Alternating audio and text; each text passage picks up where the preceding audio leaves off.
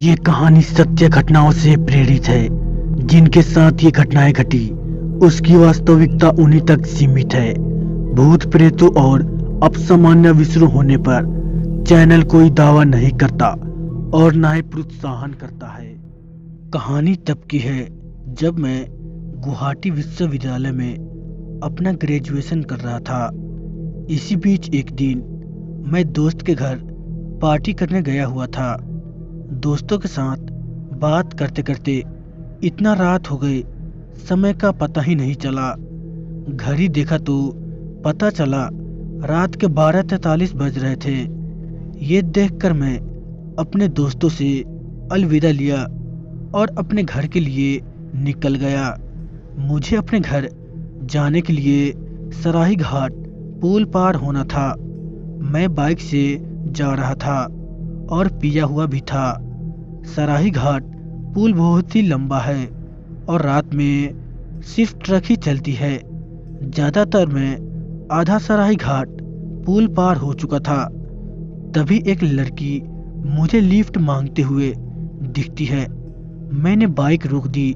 लड़की ने बोला, क्या आप मुझे पुल के अंत तक छोड़ देंगे? मैं नशे में था। मैंने लड़की से बोला, बैठिए छोड़ देता हूँ। ये बोलते ही लड़की मेरे पीछे बैठ गई। मैंने बाइक स्टार्ट की और आगे चलने लगा। इतने में एक ट्रक मेरे सामने से पार हुआ। ट्रक का ड्राइवर मुझे बहुत आकस्मिक होकर देखने लगा।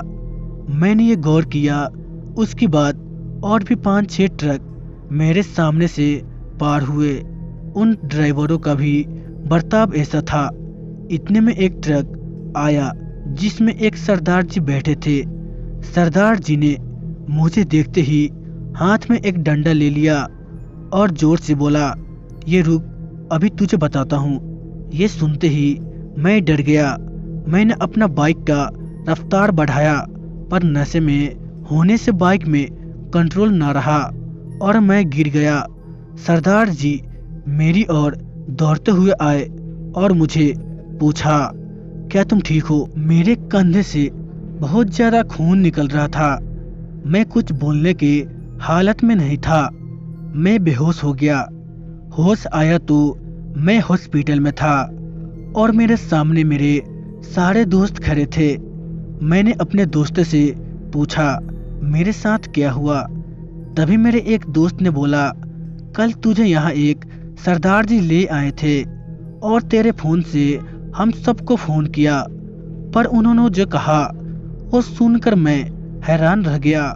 सरदार जी ने बोला, वो जब पुल से जा रहे थे तब उन्होंने देखा तेरे पीछे बैठी हुई लड़की तेरी कंधे को खा रही है और तुझे कुछ पता ही नहीं था।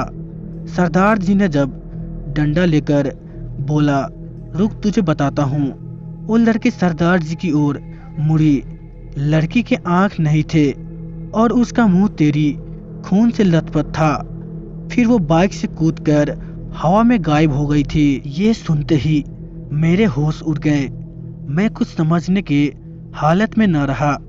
अगर सरदार जी ने नहीं होते तो शायद मैं आज जिंदा ना होता और ये कहानी लिख नहीं पाता। वो मेरे लिए मसीहा बनकर आए थे। तो दोस्तों, आज की कहानी बस इतना ही।